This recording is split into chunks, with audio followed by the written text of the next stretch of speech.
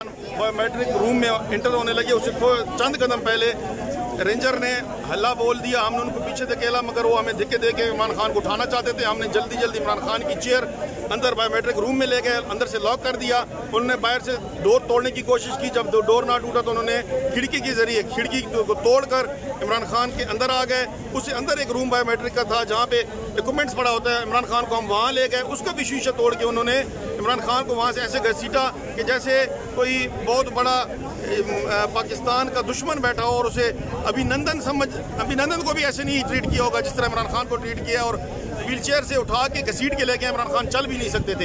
ये अभी भी मेरे हाथ में खून लगा हुआ है, मुझे डंडे भी पड़े हैं और इन्होंने हमें मारा भी है और हमारे चेहरों पे स्प्रे भी किया है। इमरान खान को भी मारा गया है। इमरान खान पर तो जख्म नहीं है, क्योंकि अभी कुछ तस्वीरें अंदर से आ रही है कि कुछ वकला हज़रात के शर्ट पर खून लगे। क्या इमरान खान को तो कुछ इमरान खान की सिक्योरिटी को मारा गया, उसको जख्मी किया गया, उनको लहूलुहान किया गया, उनके जो है ना खून लगे हुए हैं। अच्छा, मुझे भी यहाँ शीशा लगा है। मुझे इमरान खान को तो कुछ नहीं हुआ।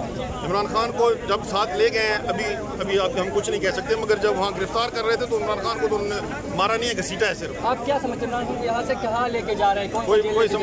कोई समझ नहीं। अदालत में पेश हुए थे इमरान खान के? ये हाई कोर्ट इस्लामाबाद की जुरिस्डिक्शन से अगवा किया गया है इमरान खान को, और ये बहुत बड़ा जुल्म है। ये रूल ऑफ लॉ की धज्जियाँ उड़ा दी गई हैं हमारी इन अदारों की तरफ से, और हाई कोर्ट को मालूम तक नहीं था कि ये काम हुआ है। ये हाई कोर्ट के रिमार्क से चीफ जस्टिस साहब।